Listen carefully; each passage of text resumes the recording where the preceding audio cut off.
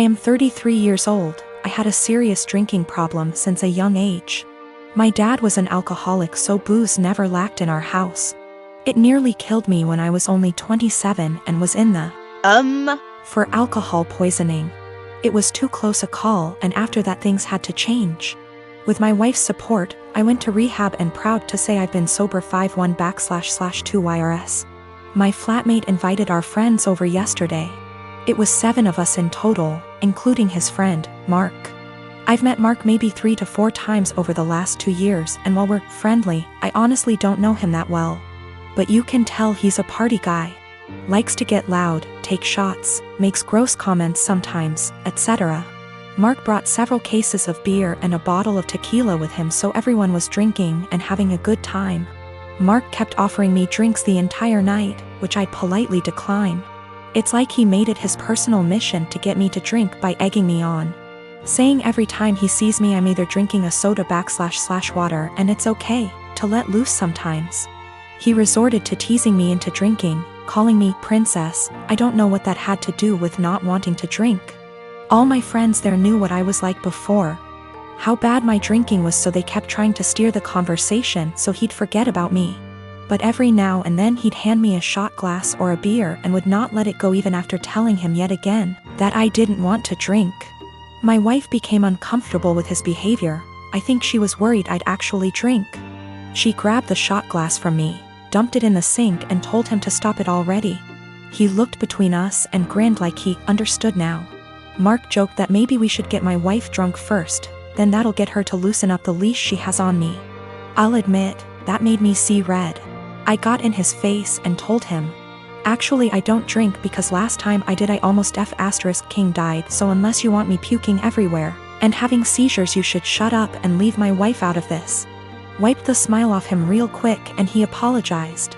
The rest of night went on and he finally left me alone. Our flatmate did confront me in the morning because he thinks I was too honest with Mark, and it wasn't his fault, he didn't know. He was just joking around and I made him feel bad. Our other friends agree he was being too pushy and deserved being told off. My wife agrees, so he's the only one right now that's taking Mark's side. He said I could have ignored him until he gave up instead of bringing up an uncomfortable truth from my past. Now yes, I could have just told Mark the truth without full details, but felt that's none of his business and a no should have been enough. I only got carried away when he decided to include my wife in his jokes. So yes, I am wondering if I was a bit of an a-hole for what I told him instead of keeping the peace. I'm at the gym today and I'm walking towards an empty squat rack. 10 feet in front of, and 1 foot to the right of my rack is another rack that a girl Belinda is doing squats on. While walking up I briefly noticed that her leggings are see-through, and when she bends down in her squats you can easily tell she's also not wearing underwear.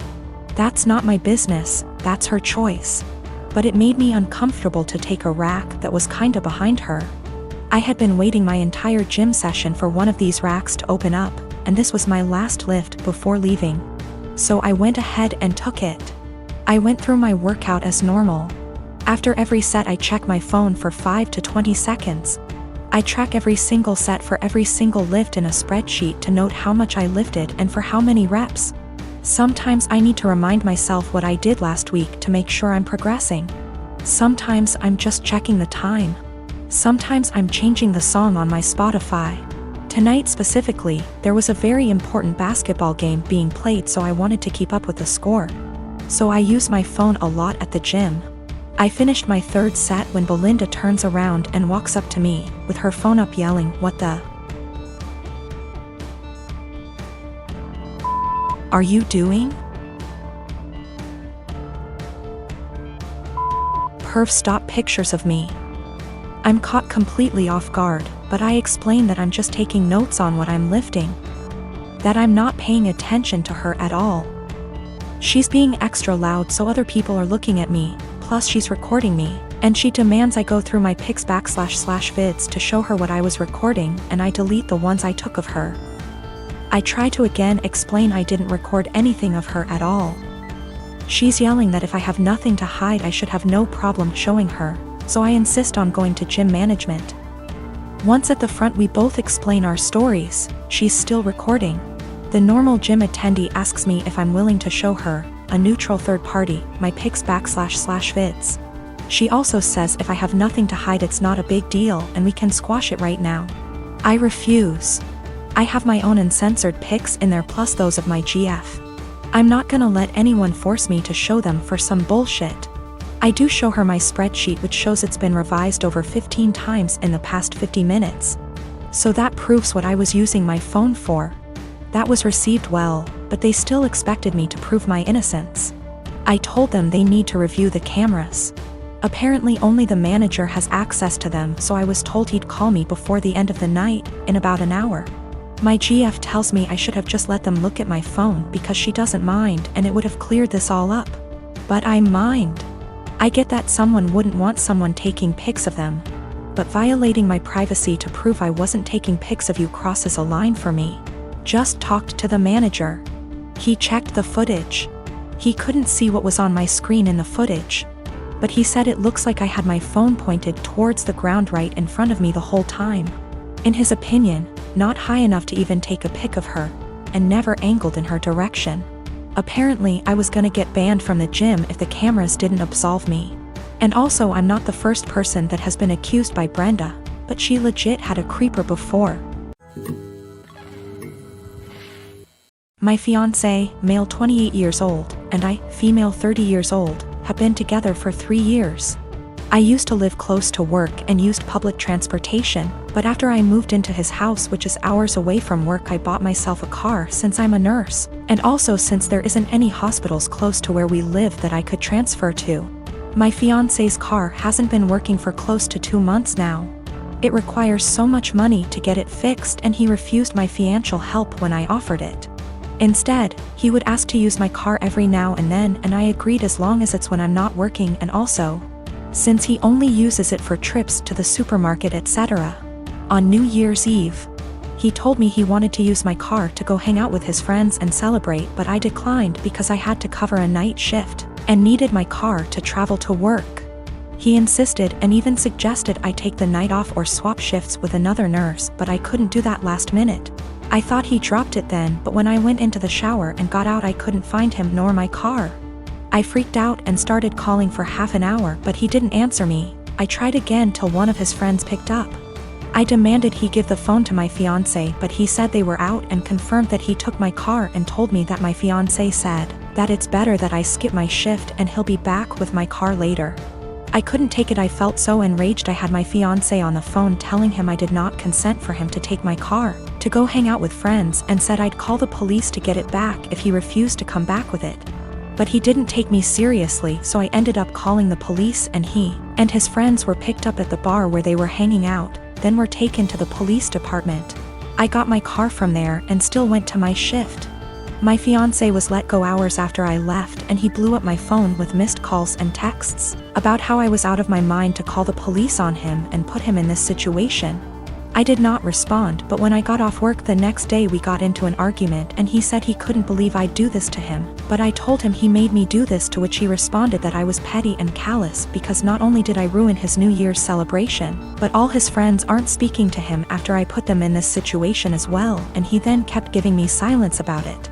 I did consider this a form of theft, especially since he went behind my back after getting a no from me. But he was shocked that I'd even imply that he was a thief and said what's yours is mine and vice versa, so I shouldn't be using the terms theft and stealing. My best friend and I are quarantining at our apartment together. She's trans and has had trouble growing her hair out, so she wears wigs. She has some really cute ones in other colors that she wears for fun and stuff. But she has a standard everyday wig she wears most of the time.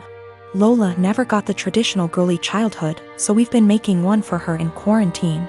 We built a fort in the living room, have been making friendship bracelets, playing summer camp-style games. It's a lot of fun.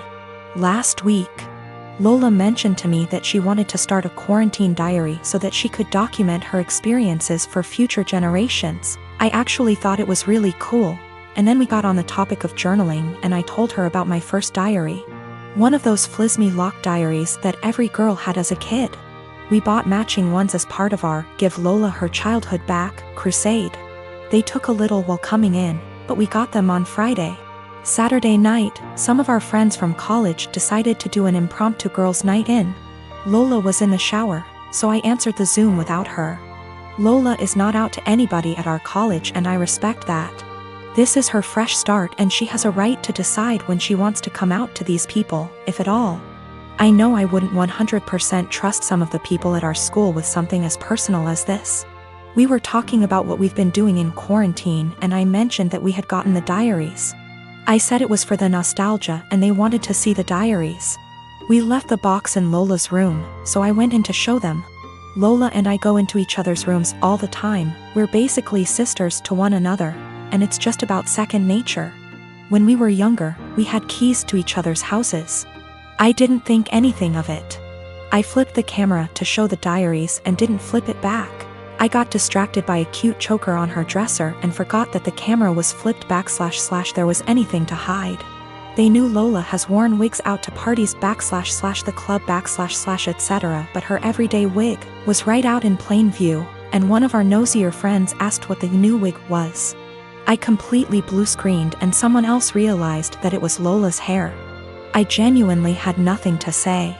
They were asking why Lola wore a wig and I had no explanation. I didn't want to out her. Someone else came to the conclusion that Lola must have cancer or alopecia or some other horrible thing that causes hair loss. They've decided that she was just too embarrassed to say, and they all started going on about poor Lola, etc. I just didn't know what to say and I said it wasn't my place to confirm / deny. I hung up and immediately told Lola. I apologized profusely, and I know how badly I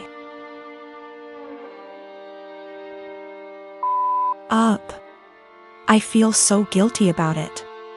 But, understandably, she's upset. Now, she's being forced to decide whether or not to out herself. Lola, understandably, doesn't want to lie about having some serious disease and people are already trying to show support. At the same time, though, she doesn't want to have to come out. I don't know what to do. I want to support her, but she doesn't want to even see me right now.